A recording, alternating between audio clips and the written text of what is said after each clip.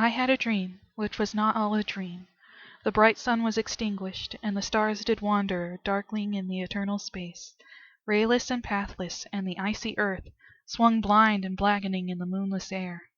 Morn came and went, and came and brought no day, and men forgot their passions in the dread of this their desolation, and all hearts were chilled into a selfish prayer for light, and they did live by the watchfires, and the thrones, the palaces of crowned kings, the huts, the habitations of all things which dwell, were burnt for beacons, cities were consumed, and men were gathered round their blazing homes, to look once more into each other's face. Happy were those which dwelt within the eye of volcanoes, and their mountain torch. A fearful hope was all the world contained. Forests were set on fire, but hour by hour they fell and faded, and the crackling trunks extinguished with a crash, and all was black. The brows of men by the despairing light wore an unearthly aspect, as by fits the flashes fell upon them.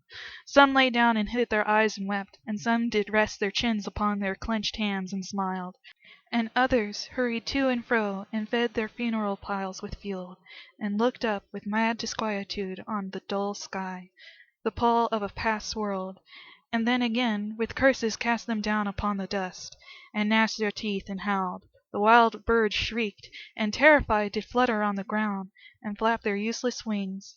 The wildest brutes came tame and tremulous, and vipers crawled and twined themselves among the multitude.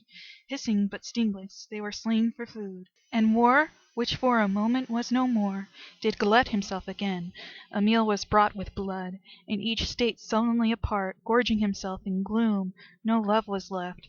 All earth was but one thought, and that was death, immediate and inglorious, and the pang of famine fed upon all entrails. Men died, and their bones were tombless as their flesh. The meagre by the meagre were devoured. Even dogs assailed their masters, all save one, and he was faithful to a corpse, and kept the birds and beasts and famished men at bay, till hunger clung them, or the dropping dead lured their lank jaws.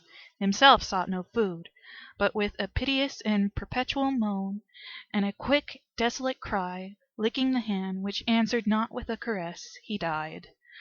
The crowd was famished by degrees, but two of an enormous city did survive, and they were enemies. They met beside the dying embers of an altar place, where had been heaped a mass of holy things. For an unholy usage they raked up, and shivering scraped with their cold skeleton hands the feeble ashes, and their feeble breath blew for a little life, and made a flame, which was a mockery.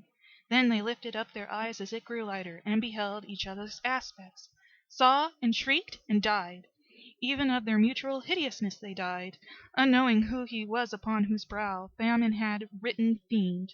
A world was void, the populous and the powerful was a lump, seasonless, herbless, treeless, manless, lifeless, a lump of death, a chaos of hard clay.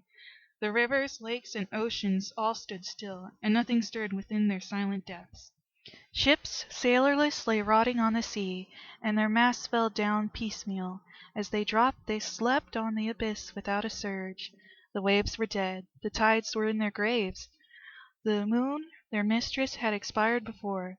The winds were weathered in the stagnant air, and the clouds perished. Darkness had no need of aid from them. She was the universe.